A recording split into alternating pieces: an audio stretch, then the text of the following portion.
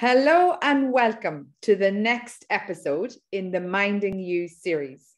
I have a fabulous lady with me today that is going to talk to us about a subject that I am so excited about, one that I have had to study myself and practice myself, so I know the power of it. And it's all about the inner child and how we can use our inner child to heal and to help and to develop ourselves and strengthen ourselves for our future. So I'm Breda McKeag. This is part of a series where I have a number of volunteer-led people who have given up their time to share their expertise and their experience and to tell you all what kind of patterns and behaviors they're seeing across their practices and how everybody can do a little bit of work on themselves to help themselves. So it's all about awareness. It's all about understanding emotions, how your own minds are working. And there's a lot of power in being able to heal yourself. So without further ado, I'd love to introduce you all to Elaine Gunn O'Connor. Elaine, you're very welcome. Thank you, Breda. It's lovely to be here today. Great, yes. And I am a coach, a life coach and an energy healer. I started out as a faith healer, which I still do, but I focus on the other elements more now. And I've been doing this for a good number of years now, but what I've noticed with people is how their energy does get stuck in their system, and how emotions, and especially emotions and woundings and traumas from early years, stay stuck in our system. We bury them, we disassociate from them, we just plow on, and yet they come back to haunt us, or they affect us in our behavior in our everyday life. And when I work with people, quite often they will know what the trauma is, but sometimes they won't. So when we start seeing where the blocks are, and then that opens a discussion, and it's really the peeling of the onion, and things will come up.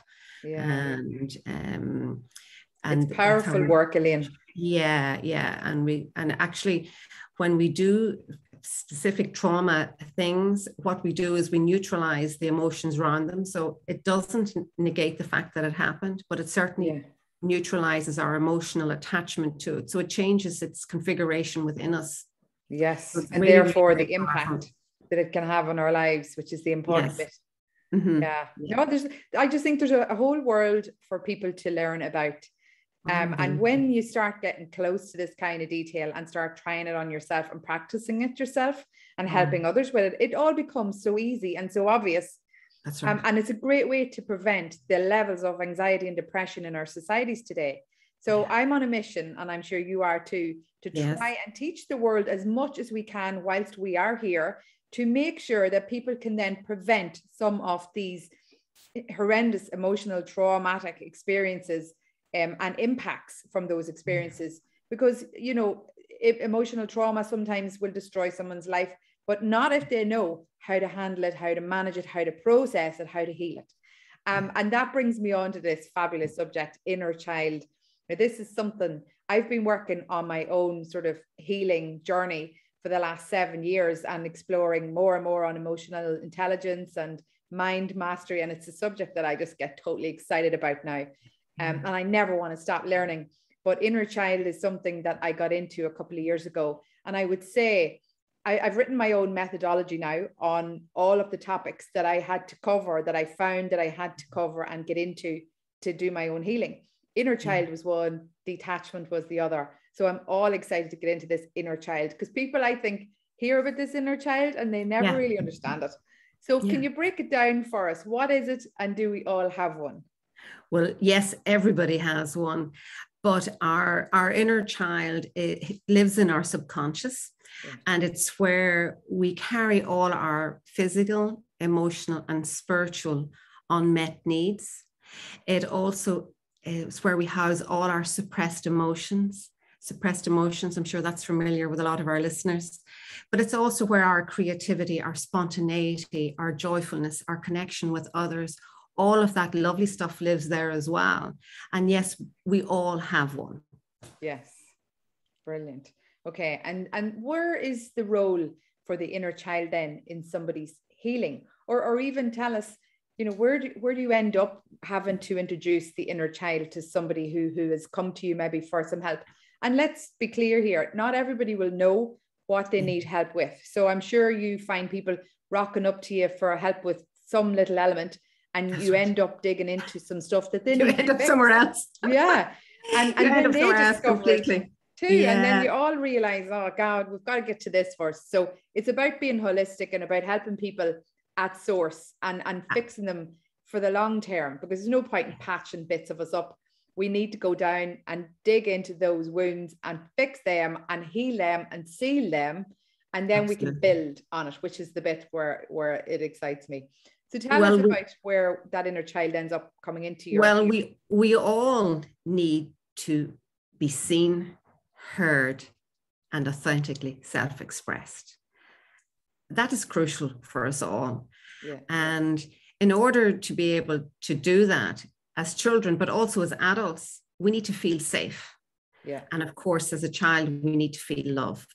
That's where all the grounding and all that stuff comes from the moment we come out of the womb. And in fact, there's a lot of research to do with when we are in the womb, but we're going to focus on when you're born. So as a child, when we come into the world, we're completely dependent.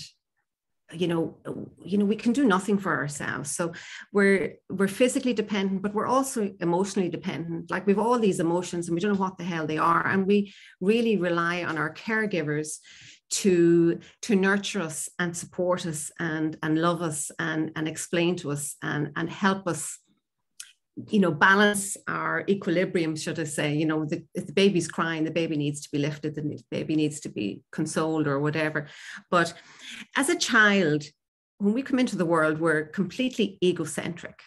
Yeah. It's all about me. Yeah. Everything is about me. So we don't start to actually take on empathy or see another person's perspective until we're about 7, 8, or 9, And so all our emotional regulation all comes from our early relationships, your relationship with your mom, your dad, your siblings, in your house, in your community. That's where all this foundation comes from. So, and it's also where all our beliefs come from, and our beliefs about ourselves and our core beliefs, and how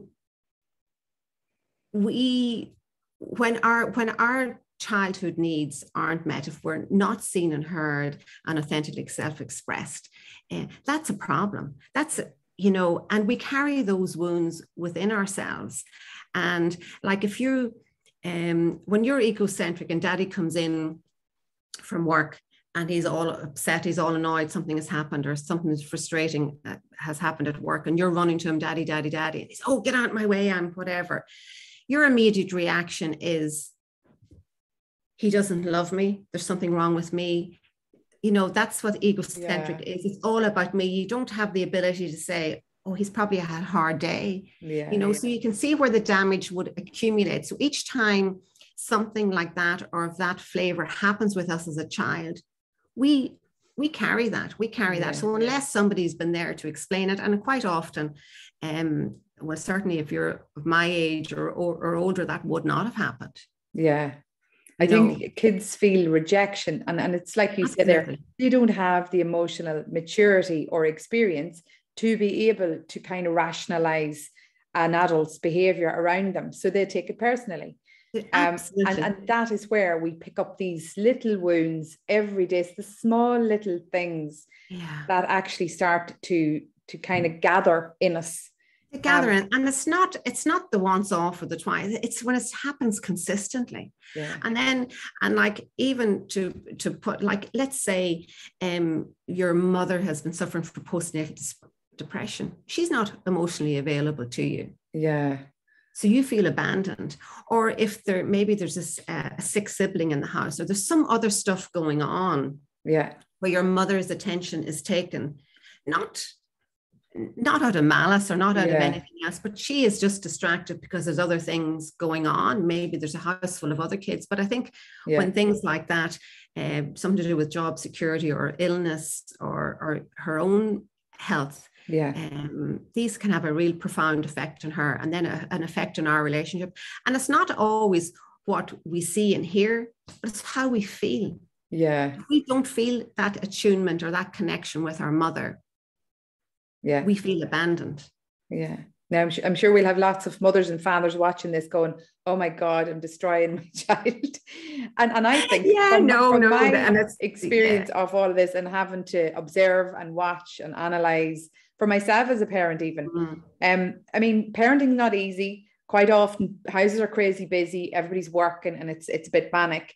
So they're all we can do as parents is try to be more tuned into how our reactions sometimes might be, you know, impacting those kids, or how they might be taking that as a rejection when it's not meant to be, and to try and just be a little bit more aware of the words we use with them, maybe give them a bit more explanation why we have to do the things we do. It's basic stuff like that, and it's only when you realize how innocent the children are and how quickly they take rejection and internalize things that are not meant to be hurtful to them at all, that's when you start to realize, oh my God, I really need to make more of an effort here on explaining to this kid why I can't do that, or why not now, maybe later, or whatever it is. So I don't think, you know, parents, you're doing a good job. Keep going. Yeah. Try to work a little bit on just watching the words you're using and watching perhaps how your behavior is landing with those very sensitive kids of ours. See, I think we think that, the child wouldn't understand. Yeah. And the child certainly wouldn't have the language. So, but the child feels and senses it. So it's not that they need a whole lot of information, but they do need some type of explanation. I remember when my kids were, my youngest had just started school. So I had a 4-year-old, a 6-year-old and an 8-year-old. My husband got leukemia. Right. And I remember when we got that diagnosis, it was horrendous, obviously, and he was extremely ill. But I remember the nurse talking to me before I went home and saying, it's so important how you communicate with your children right now. So like your default is, well, if they don't need to know, I'll not tell them. We'll just work it out. Yeah. But it actually was such an amazing advice. She said, you need to tell them. You need to be honest with them. They don't need a whole pile of information, but what they do need is the truth. And it really was, it was powerful. So I remember when my eldest asked, you know, when can he die from it? I had to say, well, yes, he can, but the doctors are going to work really hard to make sure that doesn't happen. And Daddy's going to work really hard. So I didn't remove the possibility, but I gave them something else. I gave them hope. So instead of like other people wouldn't have handled it that way, I was so glad, so appreciative of her. And she was saying that here's stuff in the schoolyard. They need, when they come to me, they need to know they're getting the truth. They need to trust me. Yeah. They need the trust. So, and it was so true. And it didn't need much information, but every time they asked a question, you know, that was how it had to be framed, with honesty, but without overwhelming them, you know? Yeah. Class. Those are lovely examples. And sorry to hear that he went through all that. I didn't even know that. Yeah. So how does it show up in adulthood? Because we may have people here watching, trying to figure out, does that impact me? Yes, it does. I thought that the best way of probably doing this is that there are 7 key archetypes, and all of you will recognize yourself in these. And I just have them printed off here just so I don't forget any of them. And the first one, which is the most common one, is the caretaker. And this typically comes from a codependent dynamic and gains a sense of identity and self-worth through neglecting their own needs. Believes that the only way to receive love is to cater to others and ignore their own needs. Now, my mother would have been a classic example of that. And it's a very much a mother thing. Yeah. Put themselves at the bottom of the list and it's all about everybody else. Yeah. That works for a while. Yeah. But it doesn't work long term, and it causes damage. And that's, you know, you get sick because, you know, you've yourself worn out, you know, you can't do that. The other one is the overachiever. Right. And so they feel seen and heard, because this is important. We want to be seen and heard by overachieving. And it's all through success. So they use external validation as a way of coping with low self-worth. Yeah. And they believe that the only way to receive love is through achievement. So you might have got recognition for, oh, you got A, well done, well done. So you only maybe got recognized when you got the top results. Yeah. And what happened? Why is it only a B plus? Or why, do you know what I'm saying? So that's the overachiever. But then there's the underachiever. Keeps themselves small. Now I see all of these. Yeah. Keeps themselves small and unseen beneath their potential. And this is due to a fear of criticism or shame about failure. Right. And I think that's where sometimes us parents get it wrong, when they haven't performed well, instead of maybe praising the effort, it's all about you achieved or you didn't achieve. There's no middle ground. Yeah.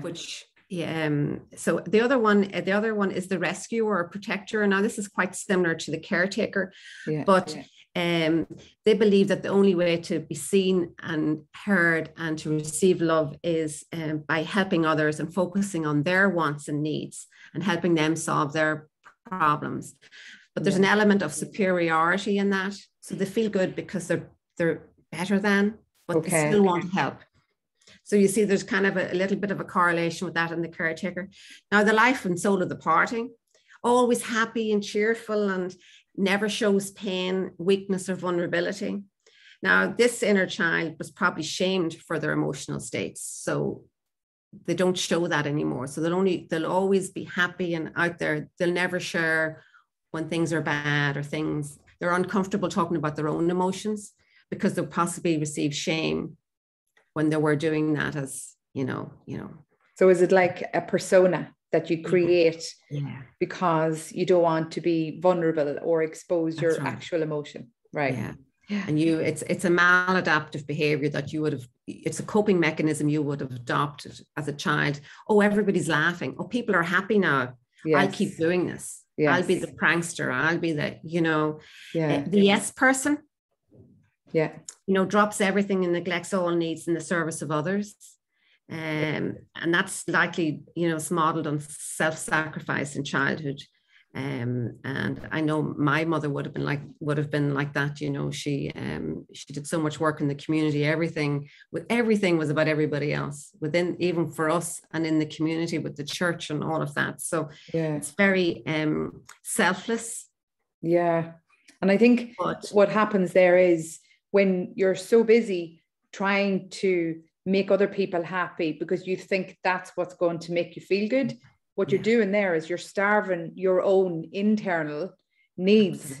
And then what's happening there is you're losing more and more of your own self-esteem, your own inner rock solid confidence. It starts to go and your life becomes about what good you can do for others and less about what you need as a person. And that is where I see people starting to get into very vulnerable places.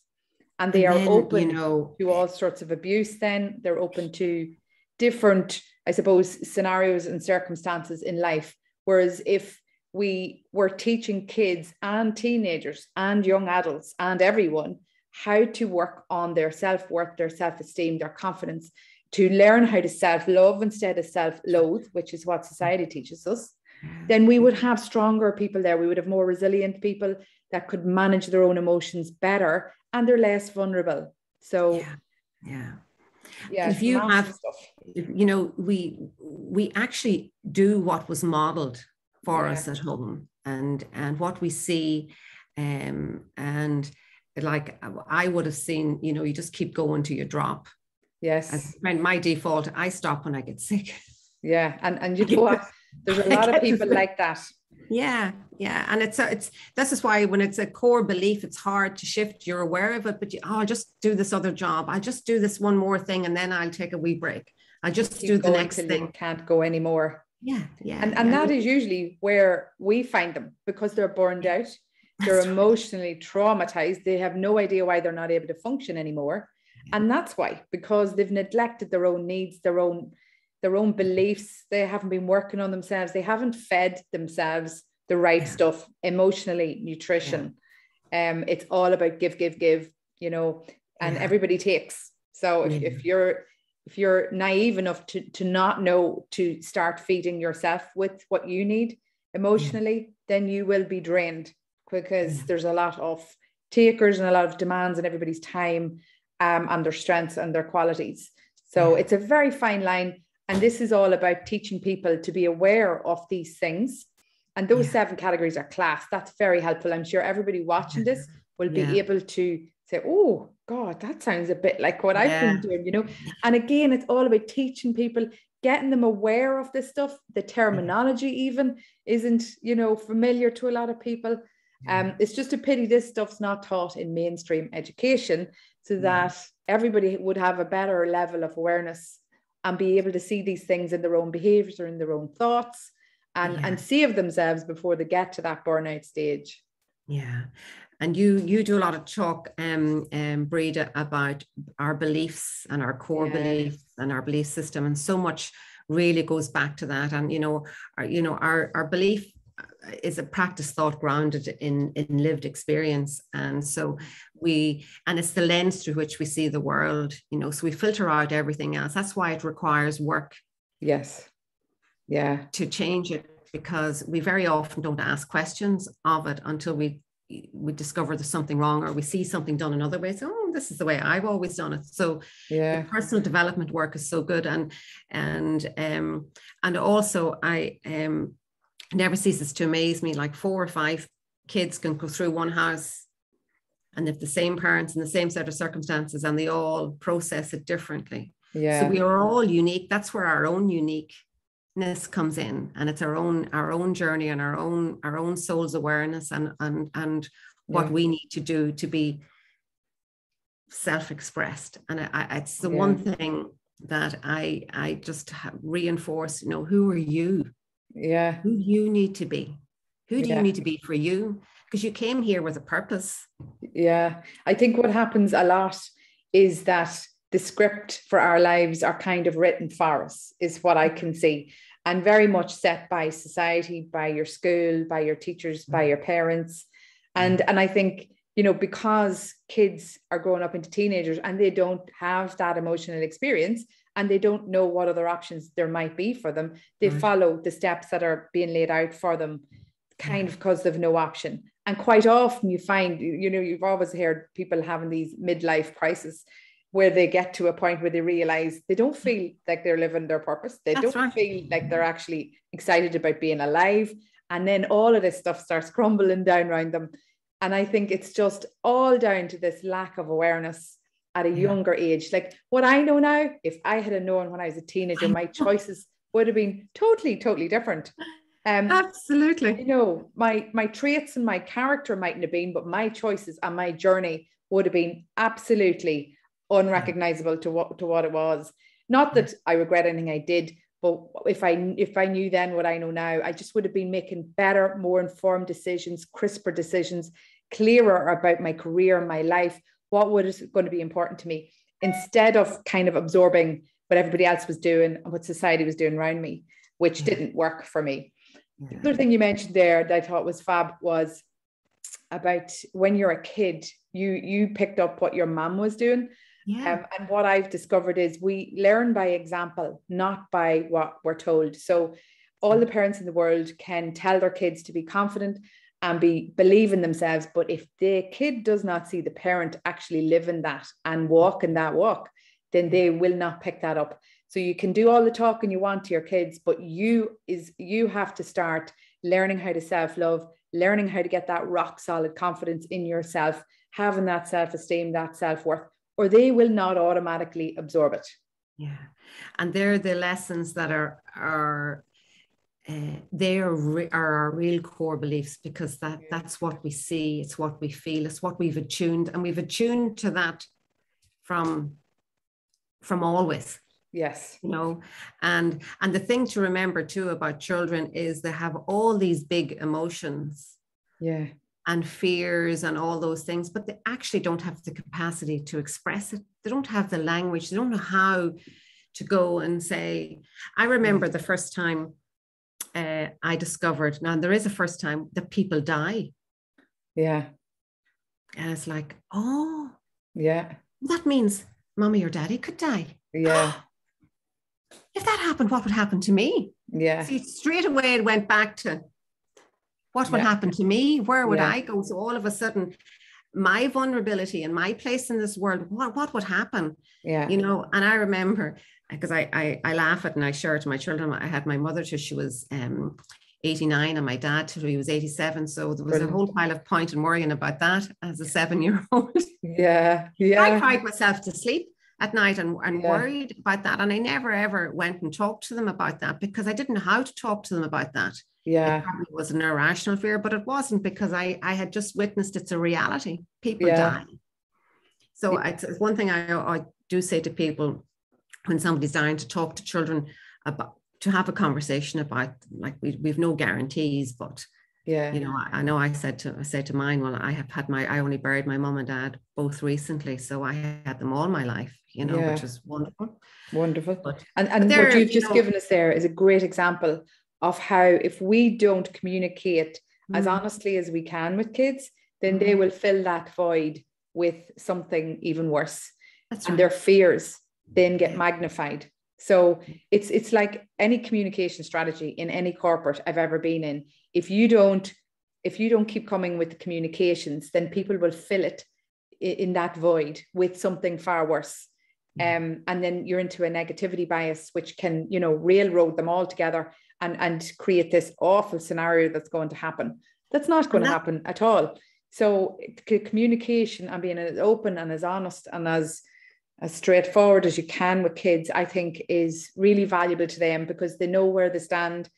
They know you won't sugarcoat it too much, but they know that you won't give them too much information if they're not going to be able to handle it too. So, and also, if you make a mistake or you get it wrong, you say, oh gosh, I'm sorry, I did get that wrong. I really thought this, because everybody makes mistakes. Yeah. And that's a powerful one, because when a kid sees a parent going, I'm sorry, I actually said that, I shouldn't have said that, I wasn't even thinking of what I was saying, then that makes more sense to them. They can unravel what has just happened there, and they can rationalize it.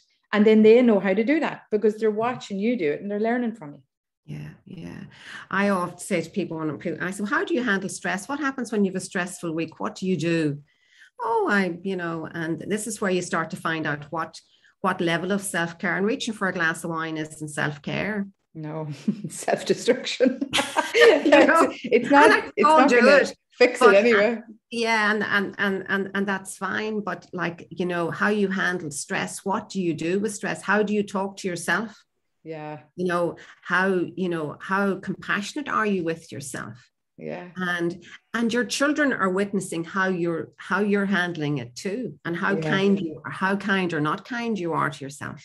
Yeah. You know, like children are sponges, they absorb everything, you know, and you've reminded me of a wee point there on triggers.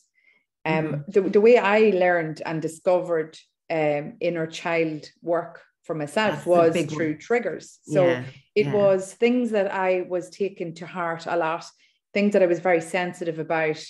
And I started to wonder, was everybody as sensitive about some of these things as I was? And then I started to realize they weren't.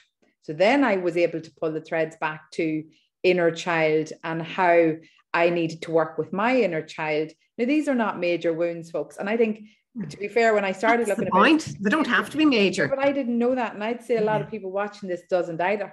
Your inner child, it doesn't mean that you were like traumatized or abused as a kid at all. It's just the little emotional wounds that you picked up as a kid, and you're still carrying them. And in adulthood, where I see that coming up is people getting upset very easily over something. And I can spot that straight away. That's a trigger, because they've got a deep wound in there from childhood that they're still carrying, and it just goes off. And if you're sitting with an open wound of any kind, of course, it's always going to be sensitive.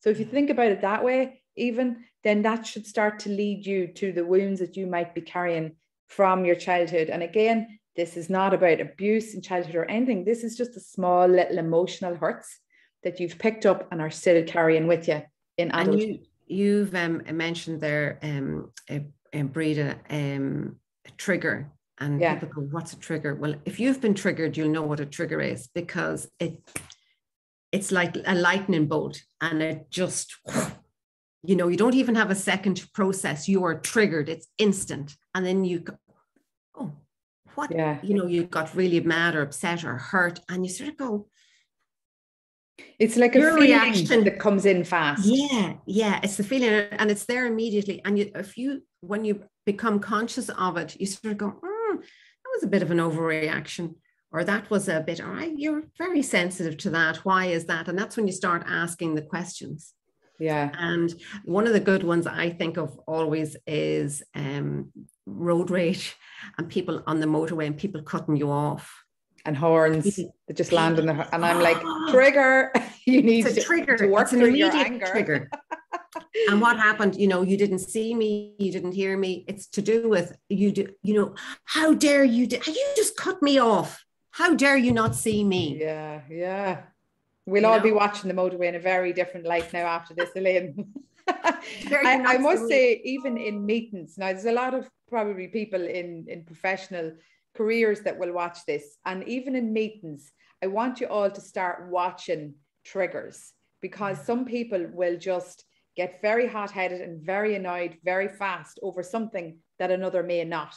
And the best thing you can do for yourself here is ask yourself, how are you maybe triggering? So it just means watch yourself getting very passionate and very intense about some event or something that you're observing, and try and figure out, why is that making you feel so intense or so passionate or so enraged maybe, or irritated? That's how you start getting the clues to what is actually in your subconscious mind, and where did you get that wee wound? Was that picked up in childhood? And then you're into inner child work. And the good news is that when you start working on your inner child, it is a massive, massive support tool for the rest of your life. I'm still working with mine. I'm using it now as a technique sometimes to make sure that I am not giving too much of myself to others, stuff like that. So once you learn this stuff, folks, you will always have this in your toolkit, and you will always be able to help yourself as you go through life. Absolutely. It really is. It's life enhancing. Big time. There was something, I think when you are triggered, obviously, when you step back from the situation, if you asked yourself, in what way was I not seen, heard,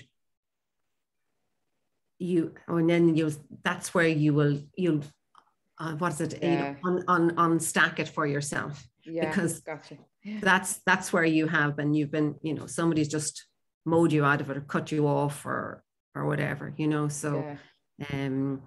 and yes, maybe in a professional capacity, that can be, it's like, oh God, it's not very good if you're, coming out all guns blazing. The way I teach people in my talks is that it's about your reputation, your brand, how you are to work with, so how your behaviors are in work. And all of that is obviously impacted by how you regulate your emotions. Yeah. So if you're in work and you can't regulate your emotions, then what that is telling you, that you have got soft spots or weak wounds that you need to be working on, so that you can get to a place where you can understand emotions. You can understand that intense feeling that hits you, in meetings or, in the course of your day. And you can start to help yourself to build a picture of why that's happening to you. I mean, as adults and as human beings, we have all the intelligence and all the information in the world we need to be able to work this stuff out now. But I'm not seeing enough people taking an interest in this. I think it's because there's still a stigma around if you're an emotional person or you are very passionate, then that's seen as a weakness. Whereas in fact, when you start mastering emotions, that turns you into the most powerful version of you you've ever had. So I'm like, I really want people to start understanding this a little bit better and start exploring this for themselves, because only good comes out of this. There is a fix in there somewhere that can change your entire life. And your emotions are signposts. That life. Yeah. Your emotions are signposts. So you say, okay, so what's this telling me? So the answers are within you. Yes. Totally.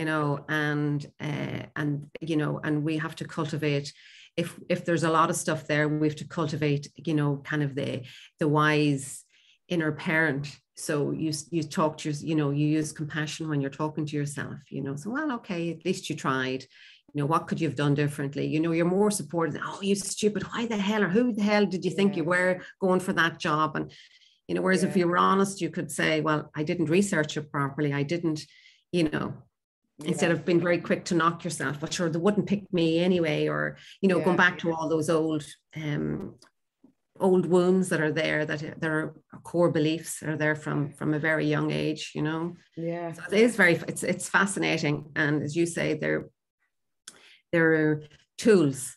Yeah. Oh yeah. It's like a whole new toolkit that you get, that you can pick from when you start to maybe spot yourself doing something a little bit out of sync to where you want to be, or where you want in terms of the version that you want to be of yourself.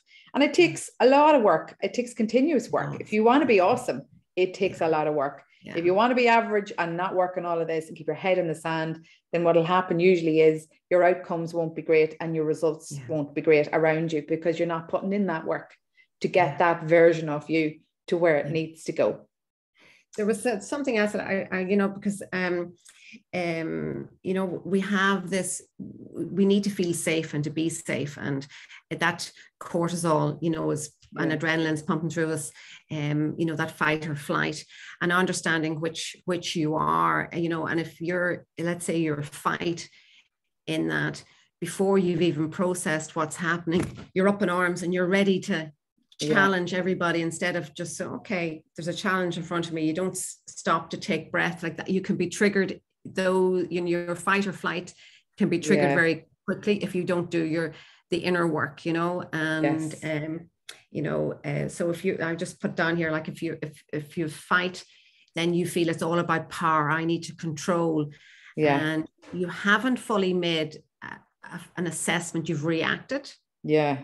So you're jumping in feet first without having made a full appraisal of what's going on. So now you're telling people more about yourself than you actually. Yeah, you end up projecting on people. And when people are projecting on me, I can see exactly what's happening inside them now, because they're in defense mechanism. They feel they're being attacked when they're not. To project on everyone around them, and they can cause serious damage, emotional trauma to everybody around them. And again, it's all preventable, but it does take an open mind. It takes a little bit of work and study and research. And then you need to be analyzing how your thoughts are running to see, have you got some of those inner child wounds that need work?